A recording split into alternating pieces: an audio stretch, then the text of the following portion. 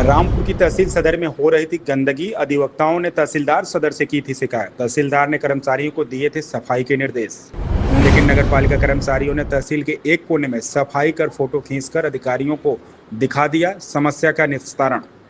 वकीलों का कहना है कि आम जनता को न्याय दिलाने में अहम भूमिका निभाने वाले अधिवक्ताओं की ही शिकायत पर जब फर्जी रिपोर्ट लगाकर निस्तारण दिखा दिया जाता है तो आम जनता का क्या होगा।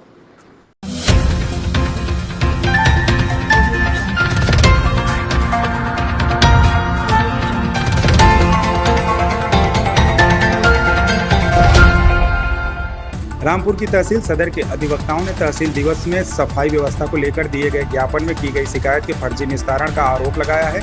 अधिवक्ताओं का कहना है कि तहसील परिसर में हो रही गंदगी को लेकर अधिवक्ताओं ने शनिवार 19 जुलाई को तहसील दिवस के अवसर पर जिलाधिकारी एवं अन्य प्रशासनिक अधिकारियों की मौजूदगी में तहसीलदार सदर को एक ज्ञापन सौंपा था और तहसील परिसर में सफाई व्यवस्था दुरुस्त कराने की मांग की थी। अधिवक्ताओं का कहना है कि तहसीलदार सदर द्वारा सफाई नायक को तत्काल सफाई कराने के निर्देश भी दिए गए, लेकिन अधिवक्ताओं का आरोप है कि नगरपालिका के कर्मचारियों ने एक कोने में सफाई कर फोटो खींचकर तहसील प्रशासन को फर्जी निस्तारण दिखा दिया। अगर आप हमारा यह वीडियो फेसबुक पर देख रहे हैं तो हमारे फेसबुक पेज को लाइक और फॉलो कर लीजिए। रेड हैंडेड न्यूज नेटवर्क के लिए रामपुर से मोहम्मद अमान खान की रिपोर्ट। जी, आज किस संबंध में ज्ञापन दिया? आज संबंध में ज्ञापन दिया था कि साहब तहसील में गंदगी फैली पड़ी है, तमाम गंदगी के अंबार भरे पड़े हैं, बदबू बीमारी फैल रही है। डीएम साहब से भी कहा था उन्होंने पिछले तहसील दिवस में, उन्होंने कह दिया था कि सफाई कराई है, तो नगर पालिका ने गलत तरीके से रिपोर्ट लगा के ये दिखा दिया कि हमने सफाई करा दी।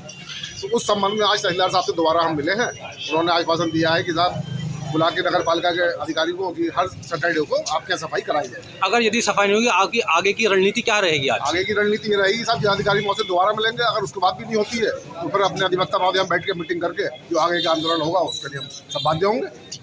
मेरा नाम शिवम शाटुदर है, मैं तहसील परिषद में एक अधिवक्ता के रूप में कार्यरत हूँ। आपने किस संबंध में आज तहसीलदार को ज्ञापन दिया?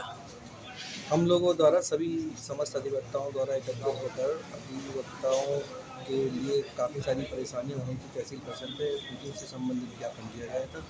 उसमें सबसे महत्वपूर्ण बिंदु जो था वो आज का साफ़ सफाई का था। तहसील परिषद के तहसील परिषद में बहुत ज़्यादा गंदगी फैली हुई है, जिसके कारण नालियों में मिट्टी वगैरह जाम हो रखी है, नालियाँ जाम हुई पड़ी हैं, नालियों से पानी की निकासी नहीं हो पाई, जिसके कारण सड़कों पर जल भराव हुई, जिससे मच्छर आदि फैलने की आशंका बनी हुई है। यहाँ तक कि लगता है कहीं डेंगू बुखार न फैले।